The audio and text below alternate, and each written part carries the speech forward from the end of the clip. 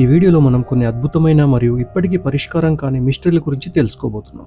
800 సంవత్సరాల క్రితం ఇంగ్లాండ్లో ఆకుపచ్చ చర్మం ఉన్న ఇద్దరు పిల్లలు కనిపించారు. వాళ్ళు నిజంగా ఎక్కడి నుంచి వచ్చారు? భూమి చుట్టూ 1300 సంవత్సరాలుగా ఒక రహస్యమైన ఉపగ్రహం తిరుగుతుందని అంటారు. అది నిజంగా ఎవరిది? ఒక నగరంలో అకస్మాత్తుగా 100 మంది ఆపకుండా డ్యాన్స్ చేయడం ప్రారంభించారు. ఎందుకు తెలుసా? 200 సంవత్సరాలుగా ఒక ద్వీపంలో ఖజానా కోసం తవ్వుతున్నారు, కానీ ప్రతిసారి ఒకే రహస్యం అడ్డుపడుతుంది. ఏంటది?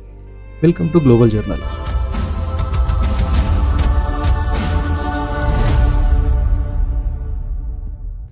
1173 సంవత్సరం సమయంలో ఇంగ్లాండ్లోని ఒక చిన్న గ్రామంలో ఒక విచిత్రమైన సంఘటన జరిగింది.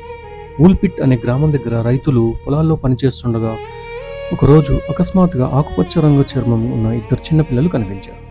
వాళ్ళు వేసుకున్న బట్టలు కూడా గ్రామంలో ఎవరు చూసినట్టుగా లేవు. వాళ్ళ చర్మం పూర్తిగా గ్రీన్ కలర్లో ఉండడం చూసి గ్రామస్తులు చాలా ఆశ్చర్యపోయారు. వాళ్ళతో మాట్లాడేందుకు ప్రయత్నించారు, కానీ వాళ్ళు మాట్లాడిన భాష ఎవరికీ అర్థం కాలేదు. గ్రామస్తులు వాళ్ళని తమ ఇళ్ళకి తీసుకెళ్లి ఆహారం ఇచ్చారు, కానీ ఆశ్చర్యకరంగా వాళ్ళు ఏ ఆహారాన్ని కూడా తినలేదు. కొన్ని రోజుల తర్వాత వాళ్ళు పొలాల్లో ఉన్న బీన్స్ చూసి వాటిని మాత్రమే తినడం ప్రారంభించారు. కొంతకాలం గడిచే కొద్దీ వారి ఆరోగ్యం మెరుగుపడింది. అలాగే వారి ఆకుపచ్చ చర్మం మెల్లగా సాధారణ రంగుకు మారిపోయింది. ఆ తర్వాత అందులో ఒక అమ్మాయి కొంతమంది దగ్గర మాటలు నేర్చుకుని ఒక ఆశ్చర్యకరమైన విషయం చెప్పింది. ఆమె చెప్పింది ఏమిటంటే, వాళ్ళు సెయింట్ మార్టిన్స్ ల్యాండ్ అనే ప్రదేశం నుంచి వచ్చారని, అక్కడ సూర్యుడు కనిపించడని, ఎప్పుడు మసక వెలుతురు మాత్రమే ఉంటుంది అని చెప్పింది. ఆమె కథ ప్రకారం ఒకరోజు వాళ్ళు పశువుల శబ్దం విని ఒక గుహలోకి వెళ్ళారు. అక్కడ ఒక ప్రకాశవంతమైన వెలుగు కనిపించిందంట. ఆ తర్వాత అకస్మాత్తుగా వాళ్ళు ఈ గ్రామం దగ్గరికి వచ్చారని చెప్పింది. కొంతమంది పరిశోధకులు ఇది మ్యాల్ న్యూట్రిషన్ వల్ల స్కిన్ గ్రీన్ అయ్యిందని అంటారు. మరికొందరు అన్నోన్ అండర్గ్రౌండ్ సివిలైజేషన్ ఉండొచ్చు అని అనుకుంటారు. కానీ నిజంగా ఆ పిల్లలు ఎక్కడి నుంచి వచ్చారు? వాళ్ళు చెప్పిన ప్రపంచం నిజంగానే ఉందా? ఇది ఇప్పటికీ చరిత్రలో పూర్తిగా పరిష్కారం కాని ఒక మిస్టరీగానే మిగిలిపోయింది. భూమి చుట్టూ తిరుగుతున్న ఒక రహస్యమైన వస్తువు గురించి చాలా సంవత్సరాలుగా ఒక ఆసక్తికరమైన కథ వినిపిస్తుంది. దానిని బ్లాక్ నైట్ శాటిలైట్ అని పిలుస్తారు. ఈ కథ మొదటిగా 1989లో ప్రారంభమైంది.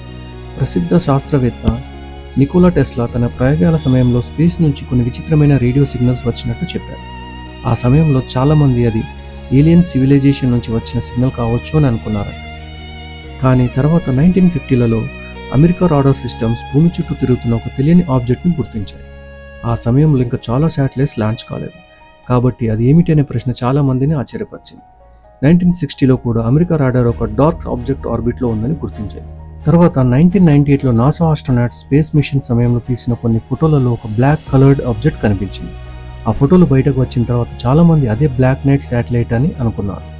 కొంతమంది ఇది 1300 సంవత్సరాలుగా భూమి చుట్టూ తిరుగుతున్న ఏలియన్ శాటిలైట్ అని కూడా అంటారు. కానీ నాసా ప్రకారం ఆబ్జెక్ట్ కేవలం స్పేస్ షటిల్ నుంచి బయటకు వచ్చిన థర్మల్ బ్లాంకెట్ మాత్రమే. అందుకే కొంతమంది దీన్ని కాన్స్పిరసీ థియరీ అని భావిస్తారు. కానీ నిజంగా అది ఏమిటి? అది నిజంగా శాటిలైటా లేక స్పేస్ ఆర్బిటా? ఈ ప్రశ్నకు ఇప్పటికీ పూర్తిగా స్పష్టమైన సమాధానం లేదు. 1918 సంవత్సరం సమయంలో యూరోప్లో ఒక చాలా విచిత్రమైన మరియు భయంకరమైన సంఘటన జరిగింది.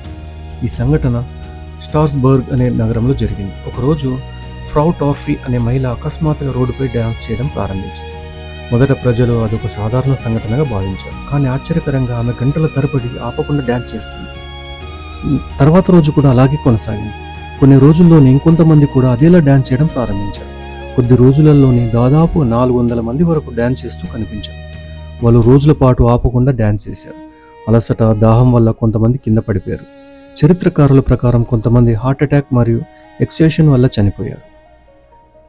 ఆ సమయంలో డాక్టర్స్ దీనికి కారణం ఏమిటో అర్థం చేసుకోలేకపోయారు. కొంతమంది ఇది మాస్ హిస్టరియా అని చెప్పారు, అంటే ఒకరి భావోద్వేగం మరొకరిపై ప్రభావం చూపి అందరూ అదేలా ప్రవర్తించడం. మరి కొందరు ఇది ఏరోగెట్ ఫంగస్ అనే విషపూరిత ఆహారం వల్ల ఎలుజినేషన్ వచ్చింది అని అంటారు.